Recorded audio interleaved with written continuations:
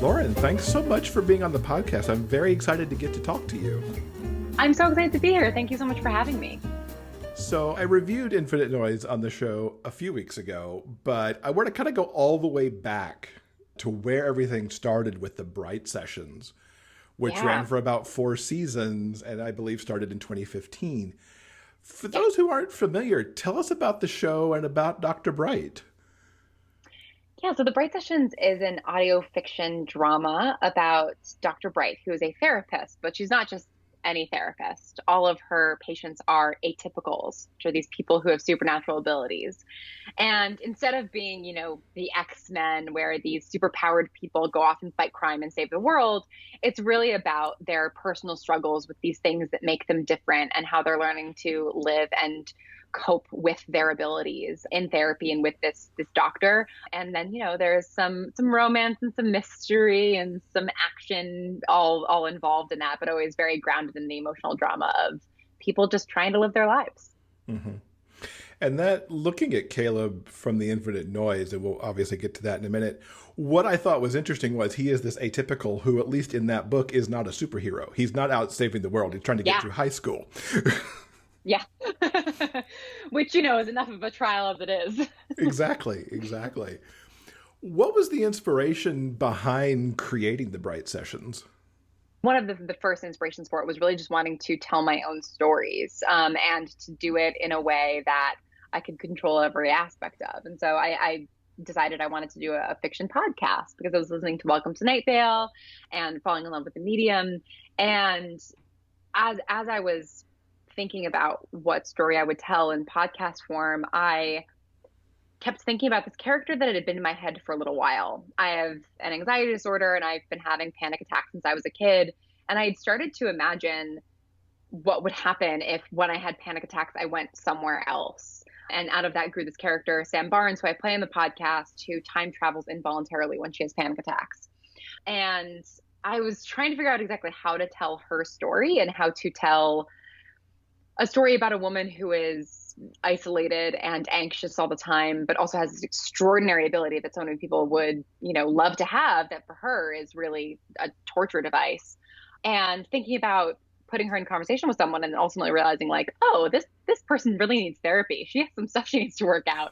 And then once that premise came to my head, it was like, wait a second, who's this therapist? Who are her other patients?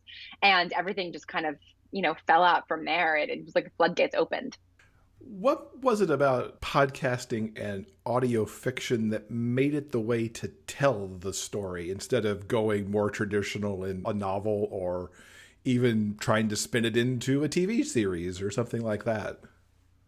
It really was a marriage of idea and a desire to be making something in the medium to begin with. I used to be an actor primarily. I still do a little bit of it now, but I've discovered that the thing I loved about acting is actually really just what writing and directing are.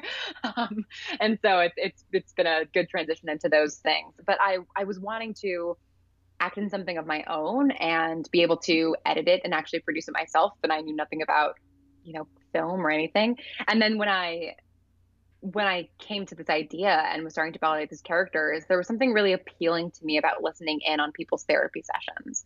Eventually, the podcast expands outside of the world of the therapy room, but the first 2 seasons are almost entirely in the therapist's office in this session with her patients.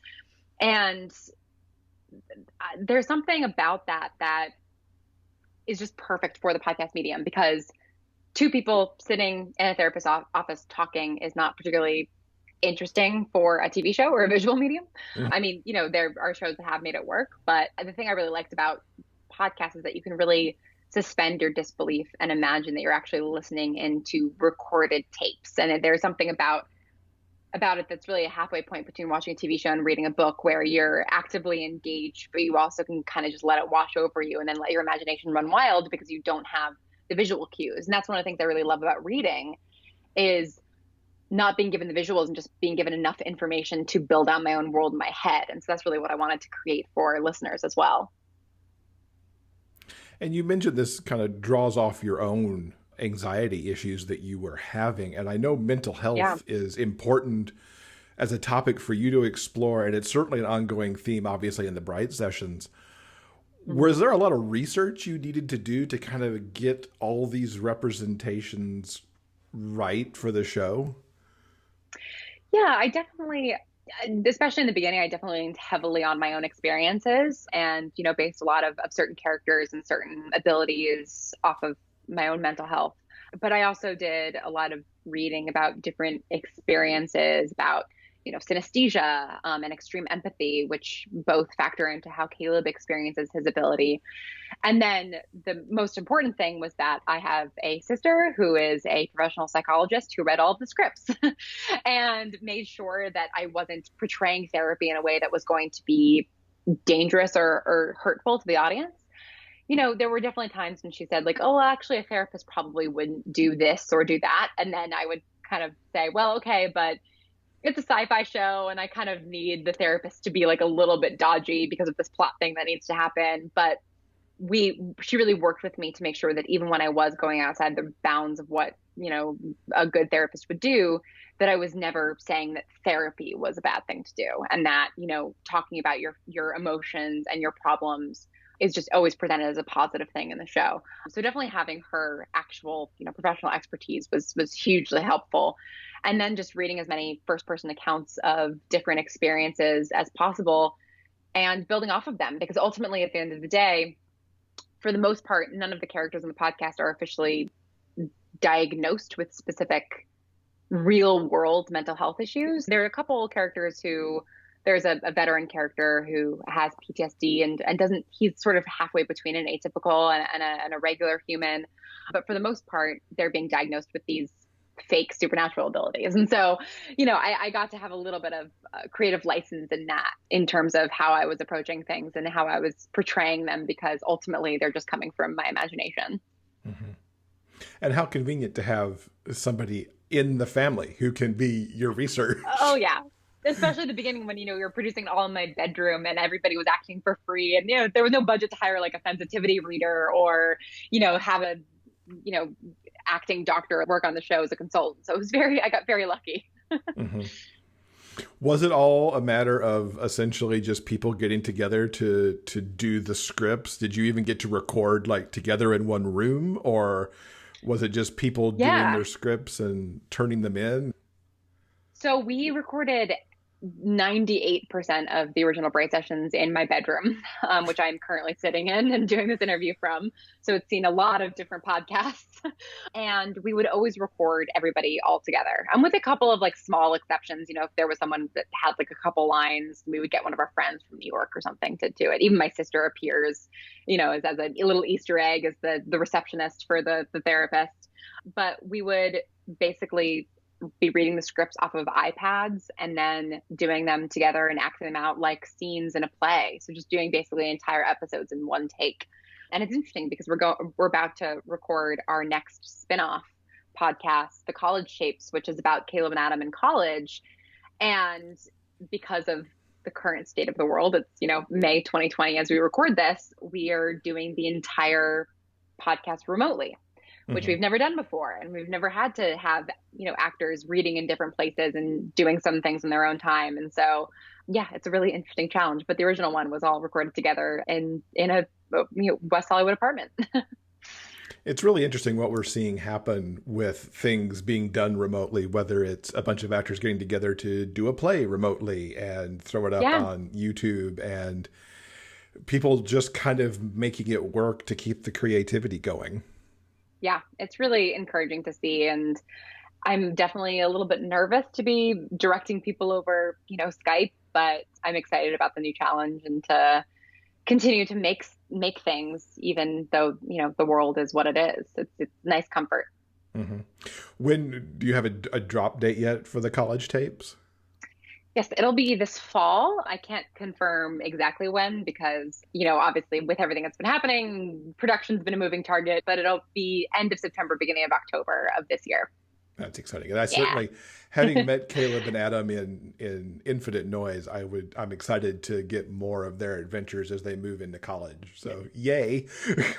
Yay. I am really excited about it. It is very different from the Infinite Noise and the Bright Sessions. It's like much more of a spooky Scooby-Doo style mystery. So I think it's going to be really fun. Oh, fun. The first spinoff from Bright Sessions was the AM archives as well. Yeah. What prompted that to spin off instead of just continuing the story as it had been? It was a bunch of different factors. The biggest one was that I really always wanted the Bright Sessions to be this incredibly grounded, emotional story about relationships and about loneliness and finding lonely people finding other lonely people and building something together and learning to love and heal together. And as a result, it's a show that is, the plot is basically people talking about their feelings, which, some people don't like. And definitely, there have been people who've accused the Bright Sessions of not having very much of a plot, but that was very intentional. I really wanted it to be this exploration of the human condition.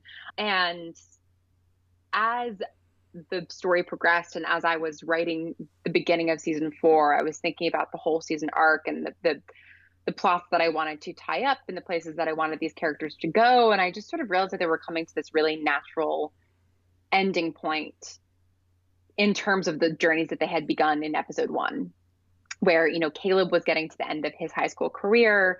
Sam had gotten a hold on her panic attacks. Dr. Bright had really opened up and become more vulnerable and kind of atoned for all of the mistakes that she had made in her past and started to learn to forgive herself.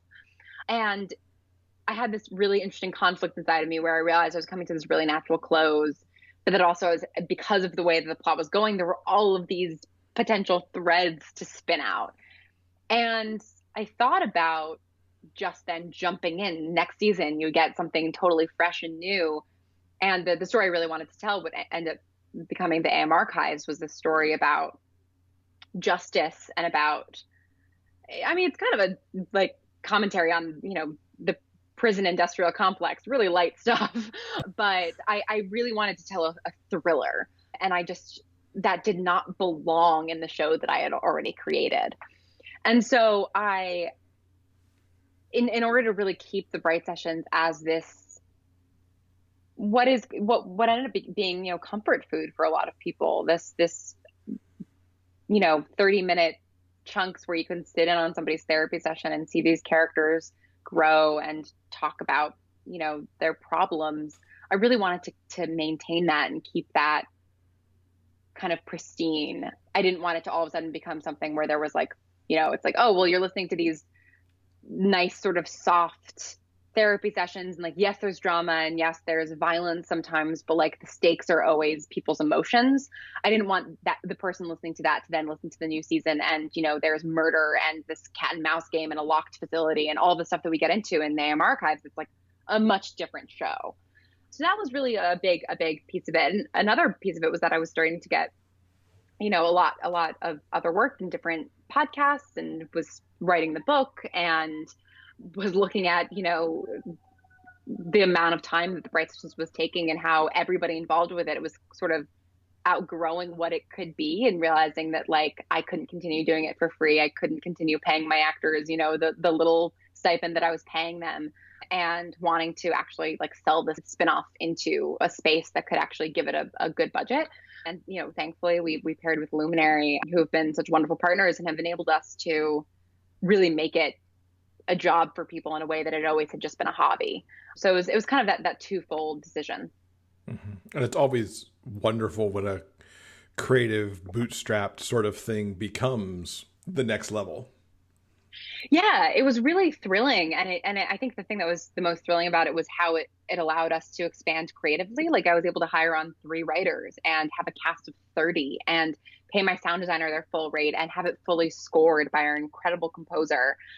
A big piece for me in choosing to take this show elsewhere and expand it in a different place and have it exist behind a paywall, because the AM Archive is on Luminary exclusively, was that the Bright Sessions, the original series, would always have to remain free and available everywhere. And that's something that would never, ever change, because I kind of, in keeping it this very grounded emotional story, I wanted it to be there for people. And so I really do feel like I got to have the best of both worlds. And of course, you mentioned working on the book, which is a great segue into The Infinite Noise, which features Caleb and Adam. Mm-hmm. How did you decide to jump to a book and with these particular characters? So this book actually was started semi-simultaneously with the podcast, which is kind of funny because it just sort of sat in my computer for a couple of years before I built it out more and eventually partnered with Tortine, which has been amazing. But I've always loved books. They're my first love. YA is still a huge love of mine. It's like the bulk of what I read because I think it's where a lot of the most interesting stuff is happening. Like YA and romance, I feel like are the genres that like really break the mold of what books are doing and provide these worlds that feel so real and grounded, but also open up your imagination in a really wonderful way. And so as I was writing Caleb's journey in the first season of the podcast, which was only 9 episodes, he's only in 3 of them. So it was really just like the beginning of his story. I know I want to tell a story about a kind of seemingly macho jock football player who had an ability that was completely antithetical to that appearance, which is extreme empathy. And kind of because toxic masculinity is something that is endlessly fascinating to me and that affects every single person on the planet because the patriarchy, et cetera. And it's something that I think affects young men in a way that we don't really talk about that much. We talk so much and thankfully we're talking more and more about the way that toxic masculinity and rape culture and all of these things affect women. But as that conversation is incredibly important. And obviously I'm incredibly invested in it and I want it to continue to happen. But at the same time, I want to make sure that when we have these conversations, we are also talking about how these toxic masculine ideals affect men as well. And how, toxic masculinity is this buzzword, but there is good masculinity too. Being masculine is not bad and it shouldn't be, demonized and all the complexities that lie within that. And so I was like, all right, there's going to be a high school football player who can feel everybody's feelings. That's the way for me to explore this idea that I'm having. And as I was first writing his first episode, and he was talking about this kid, Adam, in his class, whose feelings were really, really strongly. Adam was initially just like an avatar of me that I was putting into the podcast as like a total off-screen secondary character. This kind of loner kid who was sharp-edged and suffered from depression and, didn't feel understood by anybody. And I just kind of wanted him to be a foil to Caleb. And as I was writing the first episode and writing Caleb expressing what it's like to feel this guy's feelings, I realized like, oh, they're going to fall in love. That's where this is going. And so I started to build out the character of Adam a little bit more and build out their story. And as I was doing that, I was really getting stuck on how the empath ability worked and how exactly when Caleb was like getting distracted by these feelings that Adam was feeling, if Adam was noticing anything in the way that Caleb was behaving. And so I started to write this dual perspective, essentially just like a writing exercise in prose about the two of them in class having like the same experience, like experiencing the same emotions at the same time because of Caleb's empath ability, but being worlds apart because they weren't communicating yet. And I wrote, maybe like 2 chapters of what became, I think it ended up becoming like chapters 5 and 6 of Infinite Noise. And I sent them to the actors as just like a little like, here's how, their internal monologues function when they're going through this thing that we don't actually see in the podcast because we're only hearing about it after the fact. And then I just kind of sat on a shelf for a while.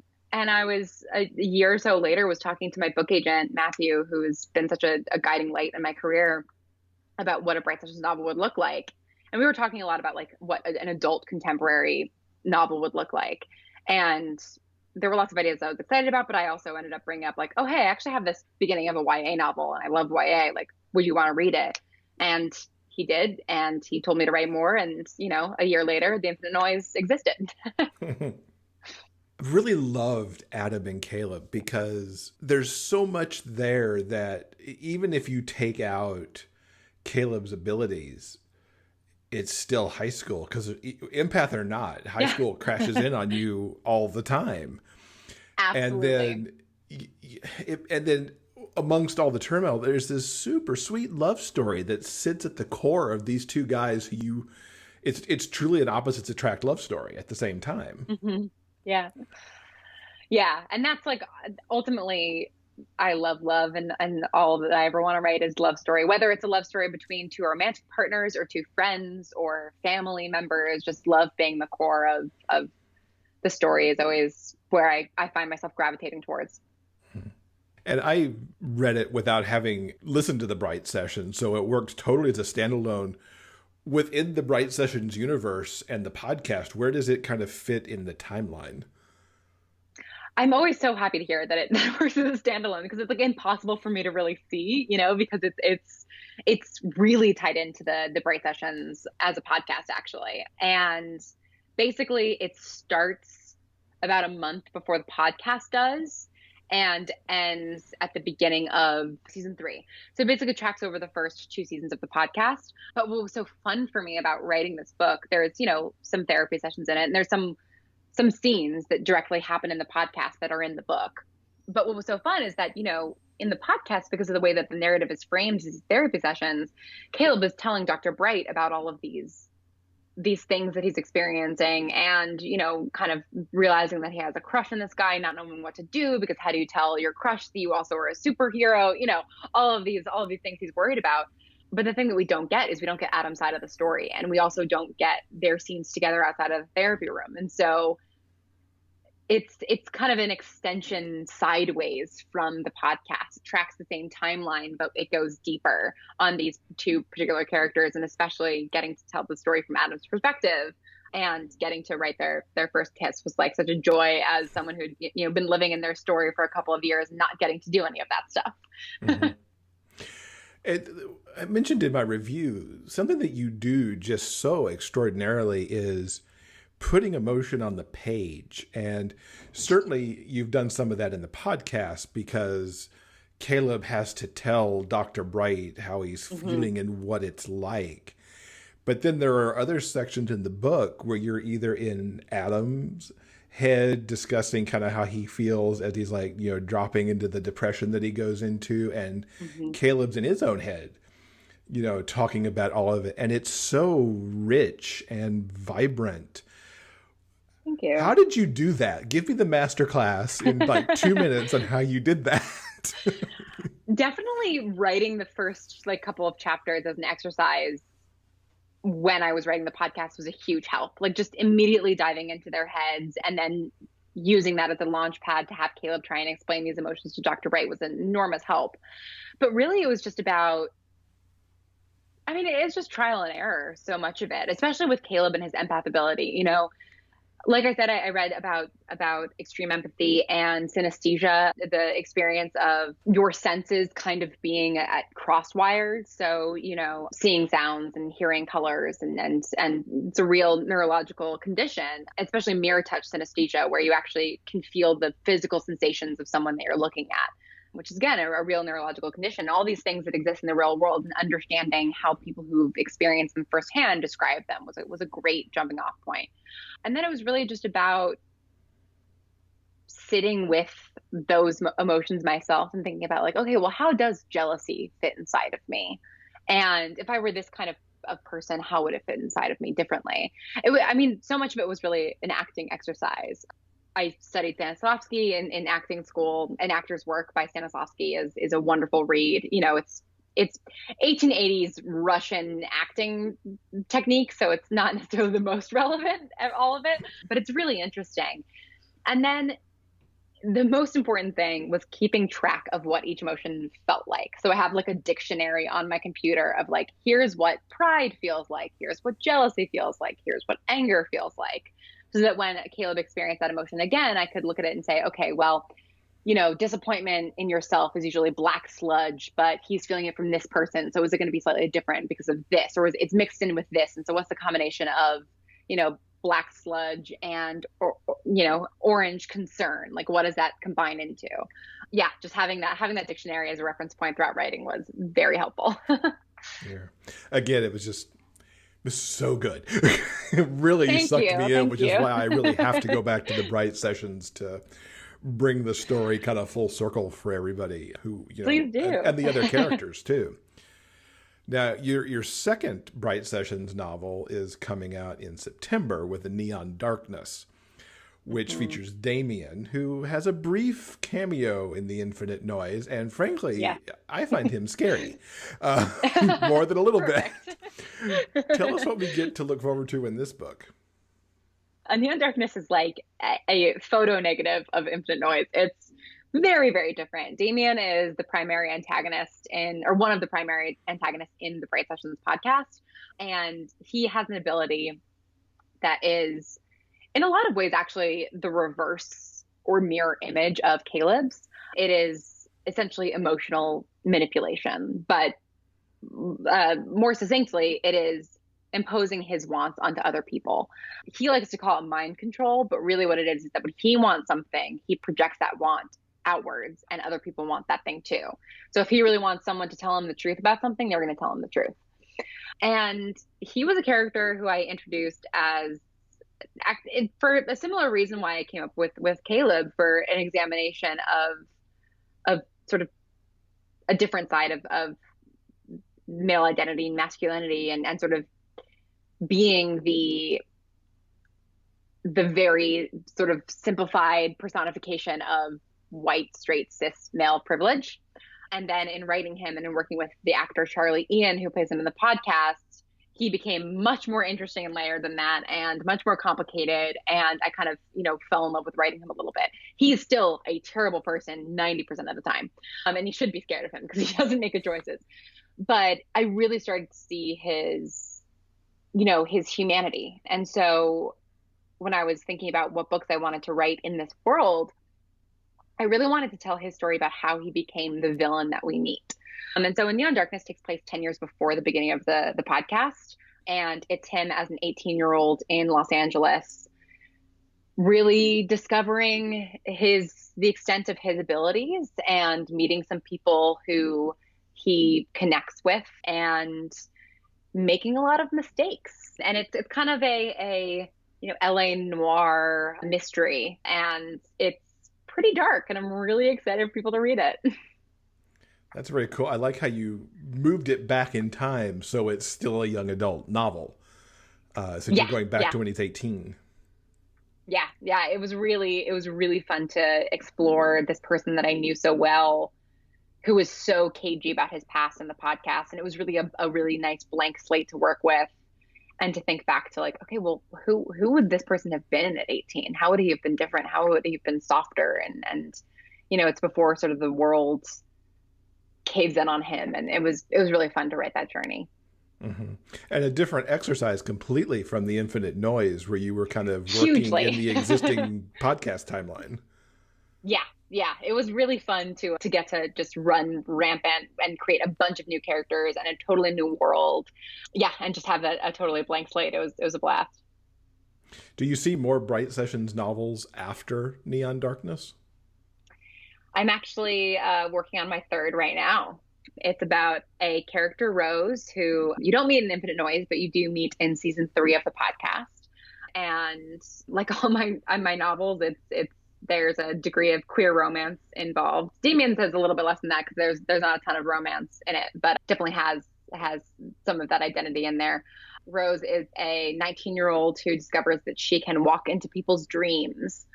And it's about her really exploring that power and kind of becoming addicted to it. And the fact that living in dream world that you can control is pretty enticing. So why stay awake?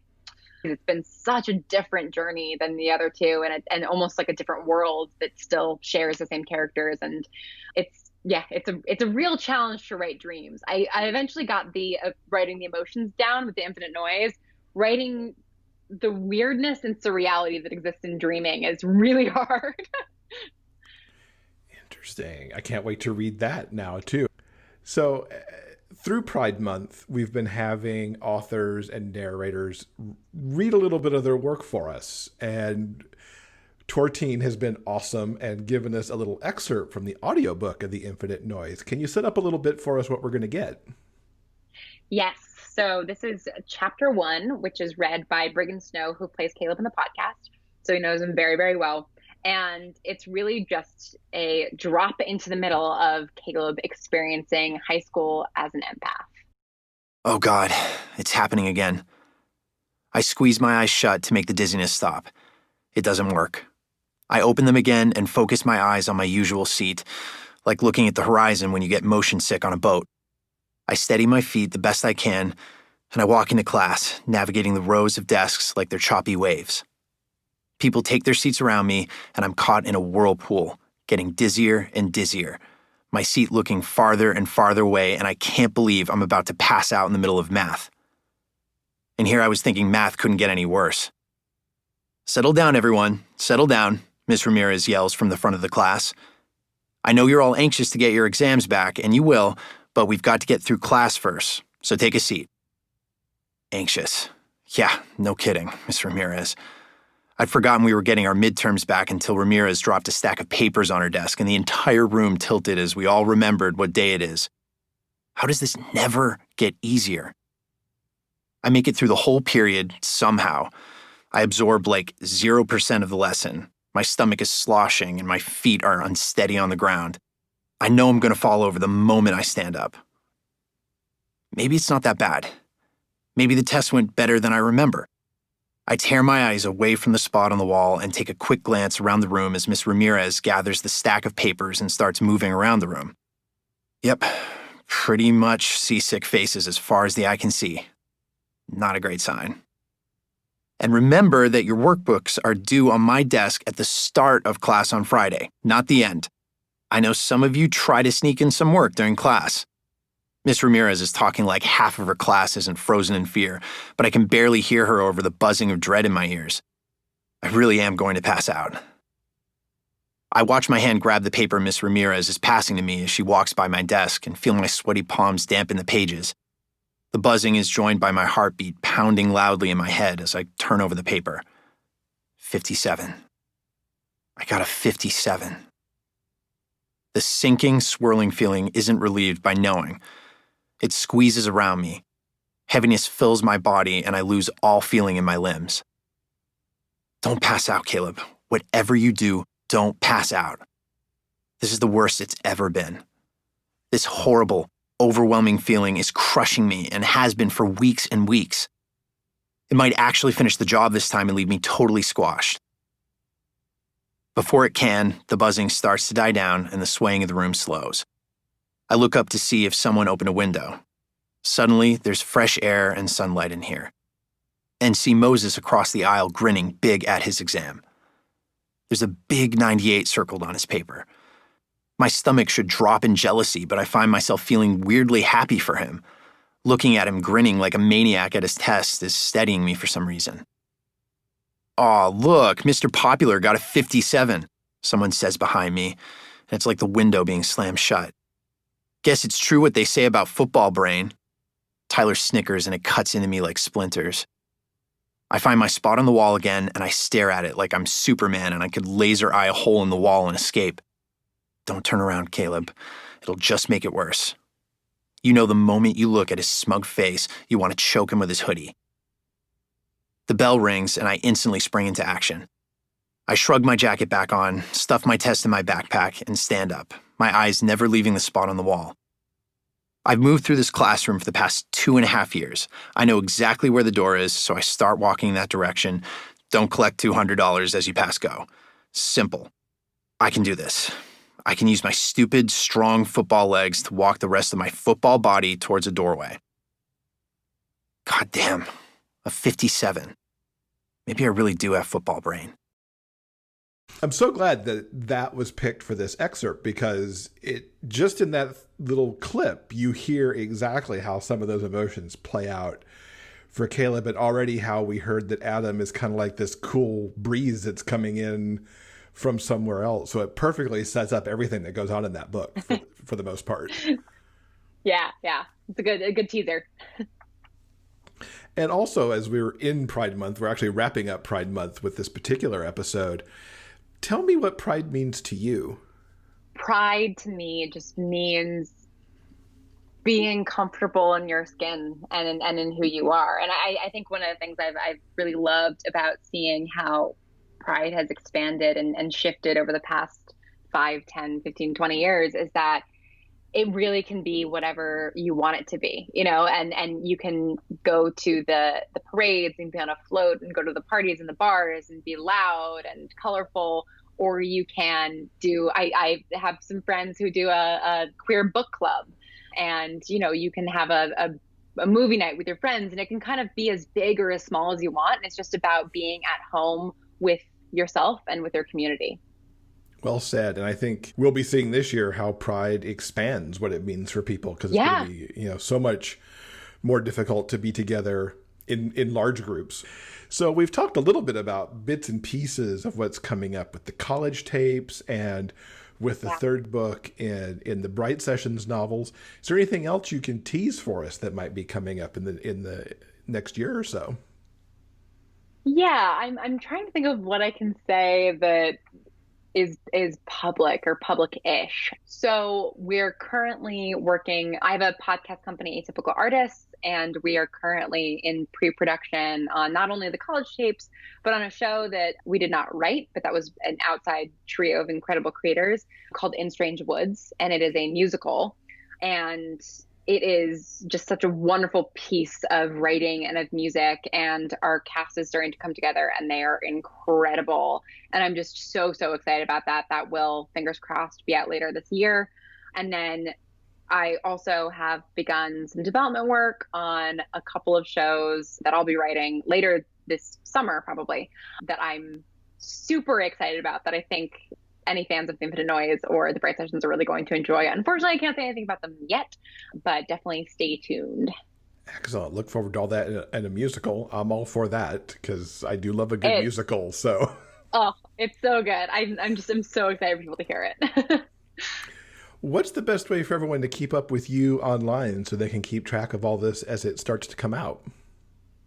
Yeah, you can follow me at Lauren Shippen on Twitter, Instagram, and then laurenshippen.com. You also can go to atypicalartist.co, and that will show you all of the shows that we have currently out. And there's also a newsletter that you can sign up for. That is honestly the best way to keep track of me. I know newsletters are not necessarily the most 2020 hip thing in the world, but we release it just every month, so it's not going to flood your inbox. And I usually put in a little personal note about what I'm working on as on top of all of the podcast stuff that we like to share. So atypicalartist.co and laurenshippen.com for all of your updates. Fantastic. We'll link up to all that along with everything that we talked about in our show notes. Lauren, thank you again for coming and sharing the Bright Sessions world with us. I'm so glad that I found it, and I really hope that our listeners enjoy any journeys they take there. Thank you so much for having me. This was so much fun.